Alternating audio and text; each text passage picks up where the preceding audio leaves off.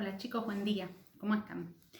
Bien, tenemos para hablar varias cosas referido al tema que estamos viendo, que empezamos a ver hace poquito, ¿sí? Estábamos viendo las narraciones, las características de las narraciones y las formas que tienen estas de presentarse en la literatura, ¿sí?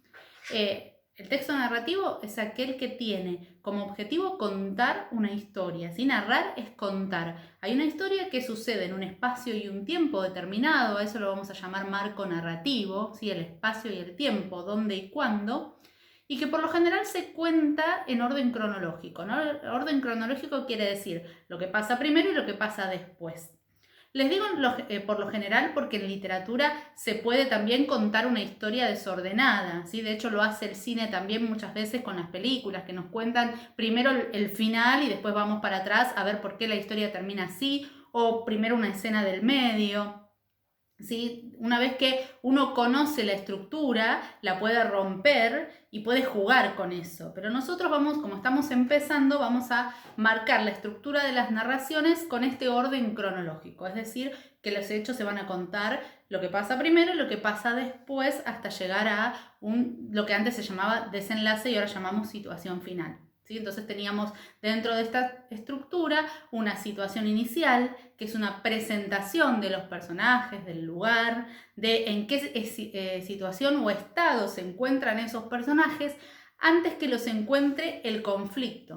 El conflicto es esto que a mí me lleva a contar la historia. ¿Por qué yo cuento la historia? Porque hay una complicación, ¿sí? Un conflicto que hace que yo quiera contar esto.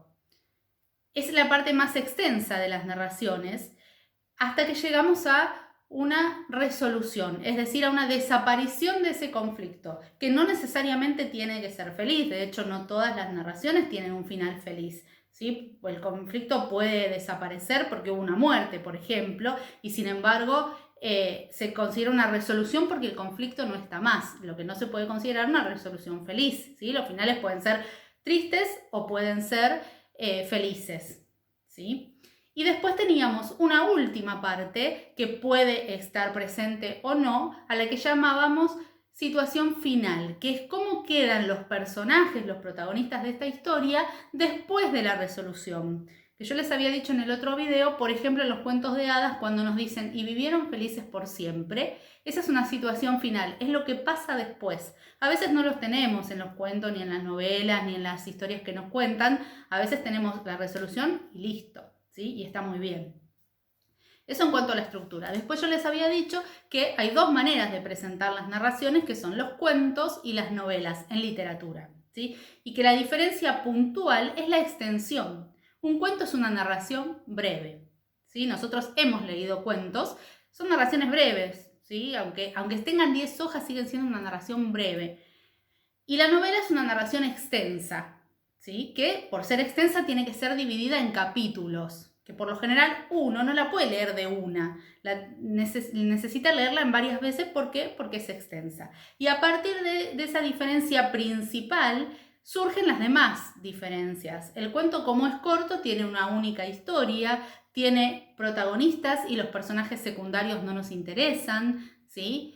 Aparecen, pero aparecen siempre en función del protagonista. Están para ayudarlos, pero no sabemos quiénes son, qué historias tienen, qué les pasa. No importa eso en el cuento. Las descripciones van a ser muy chiquitas y son indispensables. Es decir, el autor pone en el cuento lo que considera indispensable, no describir porque sí. ¿Sí? ¿Por qué? Porque el objetivo del cuento es la brevedad.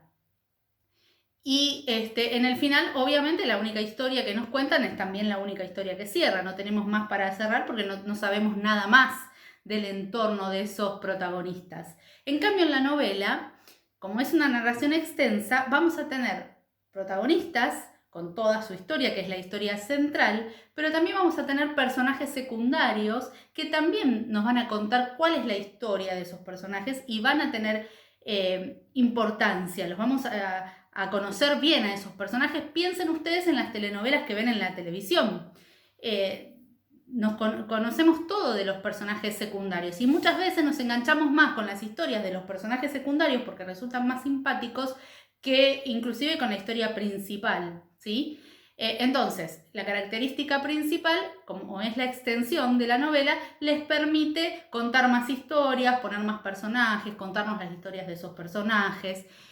Y obviamente, cuando llega el desenlace, todas las historias tienen que cerrar, no solo la de los protagonistas, porque si a mí me cierran la historia de los protagonistas y no me cuenta qué pasó con la otra historia con la que yo también me había enganchado, siento como que no terminó del todo. O sea que tiene que cerrar todo. Y como la novela es extensa, las descripciones también van a ser más extensas, ¿sí? Se van a describir cosas, aunque no sean indispensables, quizás nada más que por la estética, porque queda bien describirlo o para saciar la curiosidad del lector nada más, se ponen descripciones en el medio, ¿sí?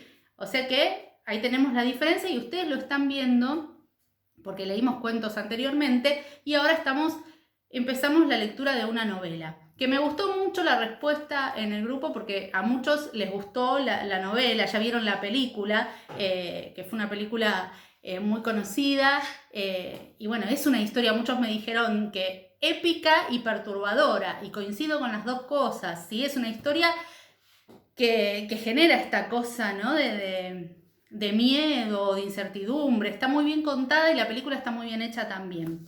Es una historia que a mí me gusta mucho.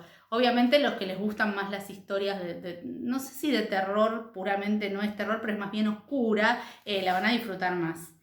Bien, yo les mandé a leer, yo tengo acá las fotocopias, no tengo el libro original de Coraline. Pasa mucho con los libros de este autor, no son fáciles de conseguir y son muy caros. Por un tema, es un autor contemporáneo, quiere decir que escribe ahora, un autor inglés, y cuesta conseguir los libros de él porque acá no llegan las traducciones.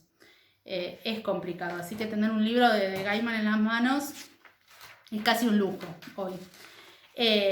Bien, yo les voy a dejar ahora, les pedí que leyeran dos capítulos nada más, ¿sí? La lectura de esta novela obviamente nos va a llevar varias clases. En el medio vamos a ir viendo algunos contenidos de lengua, ¿sí? Porque obviamente acá estamos con lo que es literatura. En el medio vamos a ir viendo normativas del lenguaje, pero mientras vamos a ir avanzando con la lectura de la novela. Vamos a hacer las dos cosas, ¿sí? Yo les dejé para leer el capítulo 1 y el capítulo 2. Les voy a dejar ahora en Classroom unas preguntas sobre esos capítulos para que ustedes me entreguen el martes, ¿sí? Y les voy a dejar para que lean el capítulo 3, el 4 y el 5 para la próxima clase, ¿sí? Se lee muy rápido, van a ver que una cosa que no tienen tanto los cuentos y también tienen las novelas son diálogos, ¿sí? Hay mucho diálogo entre los personajes y eso hace que la lectura sea más ágil. Si bien ahora les dejo leer 3 capítulos, son 3 capítulos que se leen bastante rápido, ¿sí?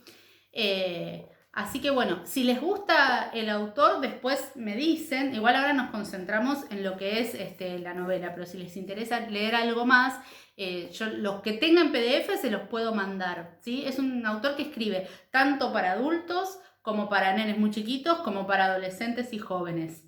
Tiene del todo. Nosotros estamos leyendo obviamente una novela que apunta a los adolescentes y jóvenes, ¿sí? Yo tengo otro libro de él, que es El libro del cementerio, también es una novela, con el mismo estilo que Coraline, así bastante oscura, pero tiene su lado sentimental muy fuerte, como va a pasar con Coraline. Cuando la terminemos de leer, ya vamos a poder ir analizando más y ver qué quiere decir cuando dice, ¿sí? Algunas cosas. Si alguno después quiere leer más de este autor, me dice y yo les mando, ¿sí? Porque por ahí si les gusta leer y si les gustó el estilo que tiene, el estilo es muy parecido, lo que hace para los adolescentes es muy parecido a Coraline. Bueno, me dicen y yo se los mando, ¿sí? Entonces, les quedan en Classroom las preguntitas sobre los capítulos que leyeron y queda pendiente para el martes leer 3 capítulos más, ¿sí?